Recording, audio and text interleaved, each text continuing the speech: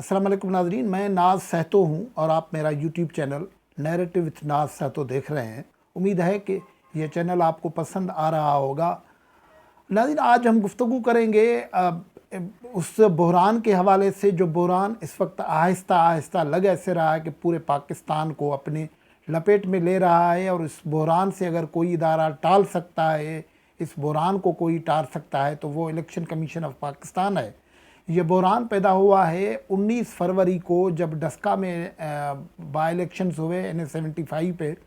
वहाँ से 23 के करीब प्रिजाइडिंग अफसर रात के वक्त गायब हो गए, अगवा हो गए, डब्बे अगवा हो गए, उनका कुछ पता नहीं लगा। लगभग 13 घंटे के बाद वो जब ज़ाहिर हुए, बरामद हुए, तो उन्होंने जो बयानात दिए हैं वो मज़ाक़ा खेज़ बयानात हैं। उसके बाद आज उस केस की जब इलेक्शन कमीशन ऑफ पाकिस्तान में हियरिंग हुई है और ये DRO, RO और दूसरे लोग वहाँ आए, तो वहाँ जो मुतहरिब पार्टियाँ हैं, पाकिस्तान मुस्लिम लीग और तहरीक इंसाफ, वो भी आमने सामने मौजूद थी। लेकिन आज की कार्रवाई से कई सवालात उठे हैं जो इलेक्शन कमीशन जिनका जवाब दे सकता है। गो कि अभी एक हियरिंग होनी है, अगले एक दिन के बाद फिर समाअत है।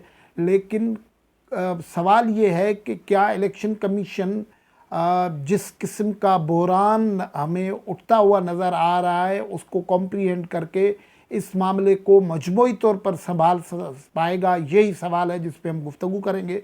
गुफ्तगू को आगे बढ़ाएं उससे पहले आपने अगर ये यूट्यूब चैनल सब्सक्राइब नहीं किया है तो उसको सब्सक्राइब करें। वीलॉग्स देखें, आपको पसंद आते हैं तो लाइक करें, कमेंट करें, शेयर करें। नाज़रीन, ये जो 19 फरवरी को डस्का में इलेक्शन हुए थे, वहाँ पीपल्स पार्टी तो मैदान में उस तरीके से मौजूद नहीं थी, लेकिन जो बड़ी पार्टियाँ मुकाबले में थी वहाँ थी मुस्लिम लीग नवाज़ और PTI। शाम दोपहर वो सारा दिन ये पूरी कॉन्स्टिट्यूंसी अमली तौर पर मैदान जंग बना रहा था।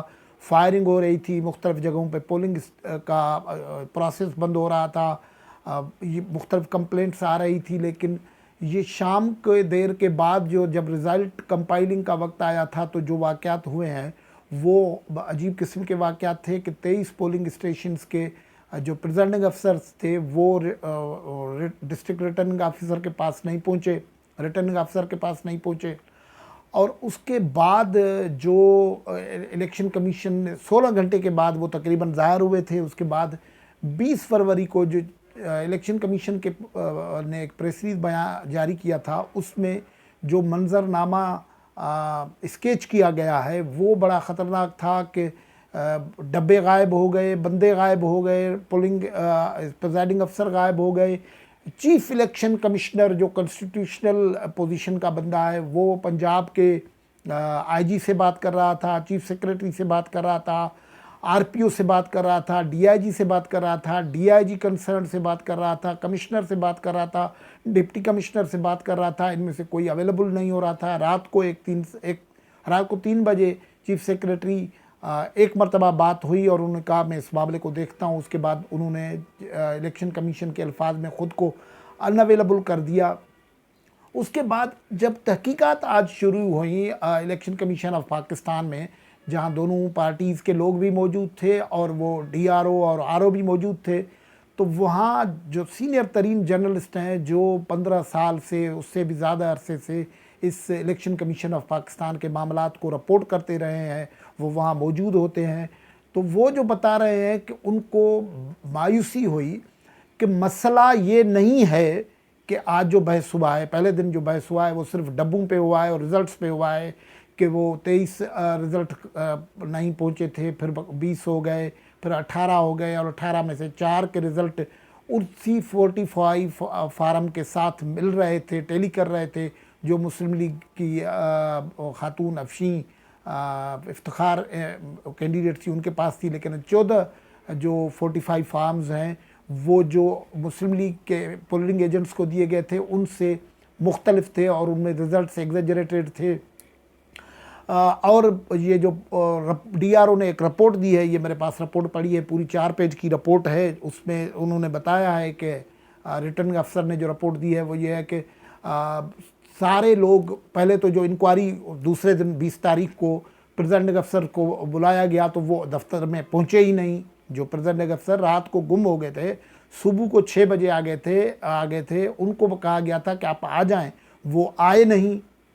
जहाँ जगह थी वहाँ सिर्फ 2-4 लोग आए, और उनके बाद जो उन सबके बयानात दिए गए तो वो स्टीरियोटाइप स्टेटमेंट्स जो है ना इस रिपोर्ट में लिखा गया है, यानी एक ही जैसे ही बयानात थे। और वो बयानात क्या थे? धुंध बड़ी थी, मोबाइल नेटवर्क काम नहीं कर रहा था, रोड ख़राब था। जब सवालात में उनसे पूछा गया कि ये पोलिंग स्टेशंस कितने दूर थे, तो बताया गया कि 30 किलोमीटर के अंदर अंदर है। और जब ये पूछा गया कि 30 किलोमीटर का फासला दिन के वक्त में आम हालात में कितने वक्त में तय हो सकता है, तो उन्होंने कहा 2-2.5 घंटे। अब ये कोई बात समझने की है? ये वो इलाका है जहाँ इलेक्शन हुए हैं, डस्का के रोड रास्ते मौजूद हैं, अरबन और सब अरबन एरिया है ये सारे। और दिन भर जो कुछ मामला होते रहे, फायरिंग होती रही, पोलिंग स्टेशन रुकी, उनका जिक्र नहीं आया। और कई लोगों को इस पे आज हैरत हुई है। ये जो प्रोसीडिंग्स हुई हैं वहाँ जो मौजूद थे वो उसका इजहार भी कर रहे थे। ज़ाहिर है आगे अभी होनी है। इलेक्शन कमीशन एक कॉन्स्टिट्यूशनल इदारा है, उसके लोग हम समेत सब लोग उसका एहतराम करते हैं। एक इदारा है जिसके मुख्तलिफ मामले उसने देखने हैं इलेक्शन कमीशन के हवाले से। लेकिन जो सवाल इलेक्शन का ये सवाल 14 डब्बे और बक्से अहम है, बिल्कुल अहम है। लेकिन और ये भी अहम है जो मुस्लिम लीग कह रही है कि पूरी कॉन्स्टिट्यूंसी में रीपोल हो, और पीटीआई अब बज़िद है कि सिर्फ इन ही 20 पोलिंग स्टेशंस पे रीपोलिंग हो। यहाँ भी पॉलिटिकल तकरार अब खड़ा हुआ नज़र आता है कि पूरी पीटीआई आज हमने देखा वो एक के पीछे लाहौर में, इस्लामाबाद में, दूसरी जगहों पे प्रेस कॉन्फ्रेंस हो रही थी, और ये कहती कि हमने बड़ा काम कर दिया है, हमने कह दिया है कि ये 20 पोलिंग स्टेशंस पे रीपोलिंग करवा दें। लेकिन ज़ाहिर है वो मुस्लिम लीग नवाज़ उस पर राज़ी नहीं है। वो एक तो वो चाहती है कि पूरी पोलिंग स्टेशन, पूरी कंस्टिट्यूंसी यानी NA-75 जो है उस पर फिर रीपोलिंग हो।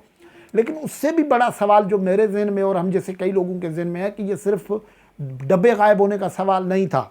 यहाँ तो पोलिंग प्रिजाइडिंग अफसर अगवा हुए थे, जो इलेक्शन कमीशन खुद कह रहा था। उससे भी बड़ा मामला ये था कि चीफ सेक्रेटरी से लेके IG से लेके डिप्टी कमिश्नर से लेके RPO और SSP और DC राब्ते में ही नहीं आ रहे थे। तो अब वो बहुत बड़े सवालात जो है वो ये हैं कि ये बंदे जब गायब हुए तो कहाँ गए? ये जो 20-22 पोलिंग स्टेशंस के प्रिजाइडिंग अफसर गायब हो गए तो कहाँ गए, कहाँ थे? अब ये कहानियाँ भी सुन रही हैं कि एक बंगले पे थे और वहाँ एक खातून के साथ, मतलब ये तो एक तो कैंडिडेट खातून है, एक और खातून जो बज़ाहिर कैंडिडेट वगैरह नहीं थी, लेकिन वो उनके साथ मौजूद थे, किसी बंगले में मौजूद थे। ये मामला तय हो रहे थे। और ये कहाँ हो रहे थे ये सारे मामला? जब अगवा हुए तो क्या थे? और ये खौफजदा क्यों है? ये जो इसमें लिखा हुआ है रिपोर्ट में भी कि ये सारे प्रिजाइडिंग अफसर जब बात कर रहे थे तो खौफजदा थे। इसका मतलब है कि ये उठाए गए थे। सवाल ये है कि उठाने वाले कौन थे?